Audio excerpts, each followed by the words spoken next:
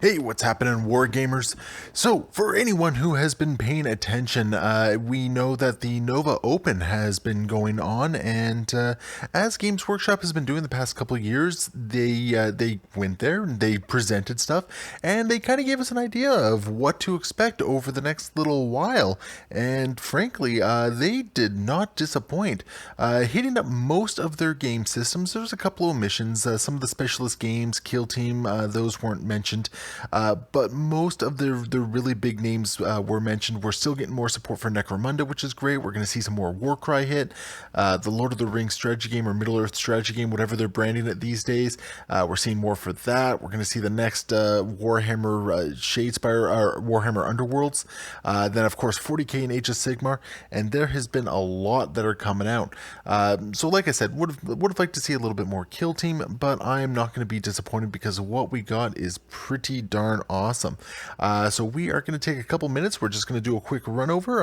Going to share my enthusiasm for some of this stuff, and hopefully you guys share some of your enthusiasm in the comments below. So let's go take a look. So right off the bat, we did see a little bit more regarding this Psychic Awakening for 40k. Sadly, it ended up just kind of being an announcement of an announcement. We don't really know a whole lot about it just yet. All we do know is that it is going to be a campaign series. I've always really enjoyed these from Games Workshop. Really looking forward to seeing what they do with it. They have said that every faction is going to be getting some rules for it. Even if you take a look at that faction chart on the Warhammer community page, there was a couple of omissions. But the community guys on their social media has been saying that every faction will be seeing something. Of course, I got my own hopes for this one. I'm really hoping that Grey Knights get a little bit more teeth. Popular opinion right now is saying that we're probably going to be seeing things like endless spells from Age of Sigmar, which frankly I'm not too familiar with, so I don't really know how the mechanics will function with that one. But again, I'm always really down for any sort of campaign, especially if it comes with any sort of like official support from the company that the local game stores can take part in and just really go to town with. So I'm looking forward to seeing what comes with this. I always love to see the lore and how things change, and really curious to see what we actually get with it. And of course, looking forward to seeing what the new rules coming out for all the factions are. Obviously, with something called Psychic Awakening, we're going to be seeing some emphasis on psychic abilities. So, yeah, a lot to look forward on that one. Looking forward to seeing how the community takes it and runs with it as well.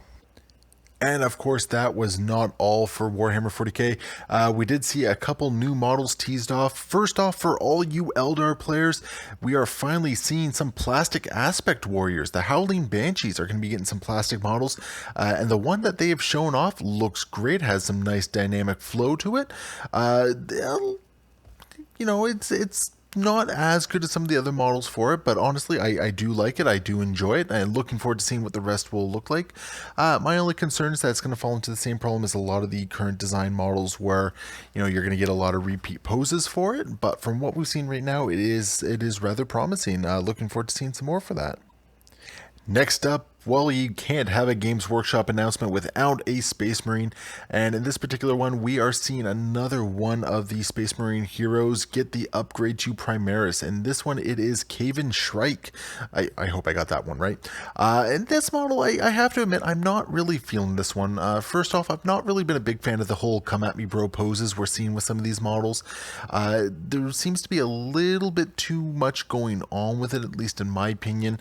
I've never really dug the grab shoot look for the new Reavers and the Primaris Marines, and then of course, as I'm sure a lot of people are seeing, that head is just, there's something weird going on with it, with the emo cut going on there. Obviously, we're already starting to see some comparisons to Tobey Maguire and Spider-Man 3. I'm not feeling the model. A lot of people though, I'm sure, are really going to get something out of it. Any Raven Guard fans, all the power to you. I'm glad to see you guys getting some upgraded models on this one. Hopefully we get some more sprues to go with it. We'll see what happens when the supplement comes out for the Raven Guard as well.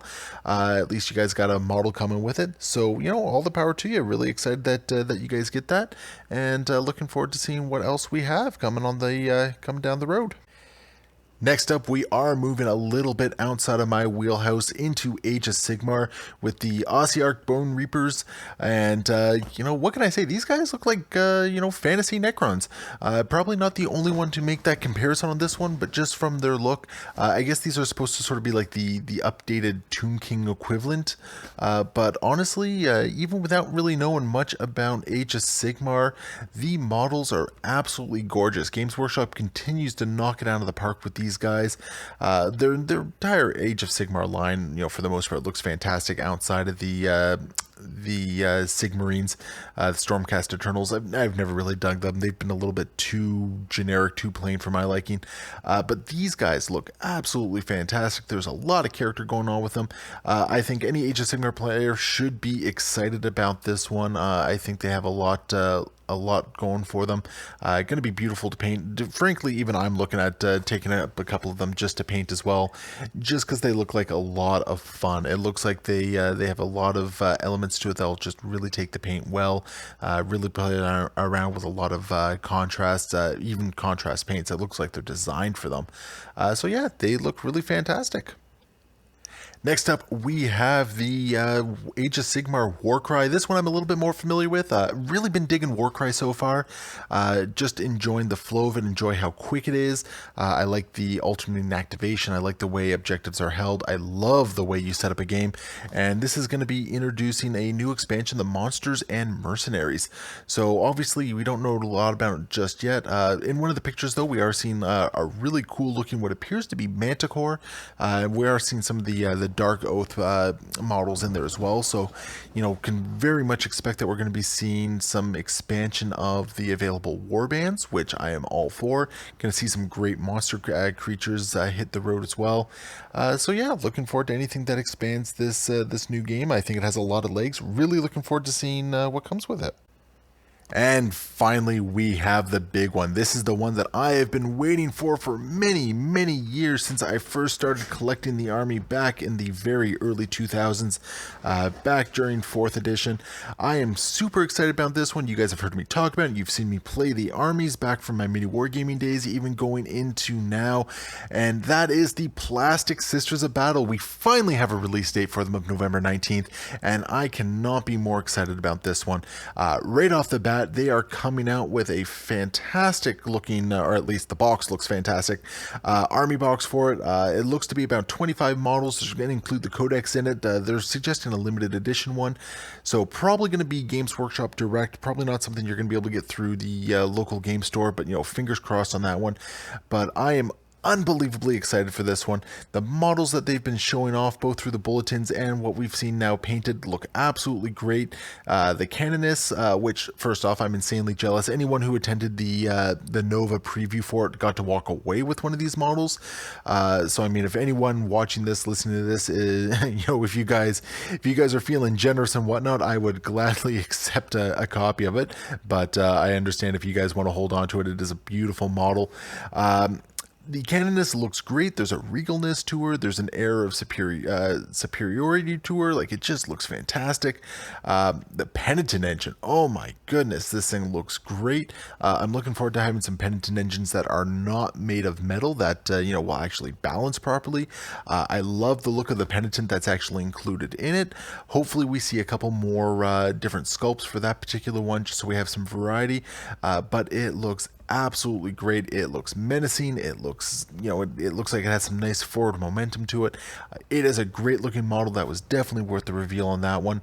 The Seraphim, which we did see sort of a small reveal of earlier on, really liking the look of it. Not big on the flying stand that they have with it. Those are a little awkward, but you know what? Beggars can't be choosers. The model looks great. It's posed well. Looking forward to seeing what the other poses we're going to see with it. Then we have the Battle Sisters themselves, and you can see the flamer in there. You can see the regular bolters. You can see the simulacrums in there. The storm bolters. They look fantastic. If I had any beefs about the systems, they do look a little on the tall side. They look very. The legs look a little long to me. Now, I don't know if that's just me, but it is such a minor complaint about it. I am super excited about getting these Sisters of Battle. I'm really looking forward to getting my hands on them, painting them up, getting them on the table. So for me, this was obviously the huge part of the release, or the Nova preview. So there you go. That is the Nova preview. Now, I didn't really talk about the Necromunda stuff. I didn't talk about the Legends. I didn't talk about the Lord of the Rings stuff. Mostly because most people are going to either know about it or not be interested in it, or if that's their game, they're going to know a lot more about it than I will. I will say this: the Lord of the Rings models look pretty good. Rohan stuff coming up, War of Rohan. It's a game I got to learn a little bit more about. It looks fascinating, but right now don't know much about it. As far as the Legends, well, they've said that a lot of those old index models are going to get sort of a final rules update, but not really recommended for tournament use. So I kind of feel for you guys who are still using the index models, but you know what, this might be time to kind of move on from them now that most of the codexes are available. So yeah, just all around really good preview for Nova. Really exciting times to come. Obviously, I am super excited about the Sisters of Battle release, about this campaign coming up. Even the Age of Sigmar stuff has me interested. So yeah, really cool stuff. I'm super excited about this. I hope all of you are as well. Be sure to leave some comments below on what you're really hoping to see and what you're excited to see and get your hands on as well. So thank you very much for watching. Be sure to like and subscribe this video if you want to keep seeing some more content. Thank you very much for watching, and happy wargaming.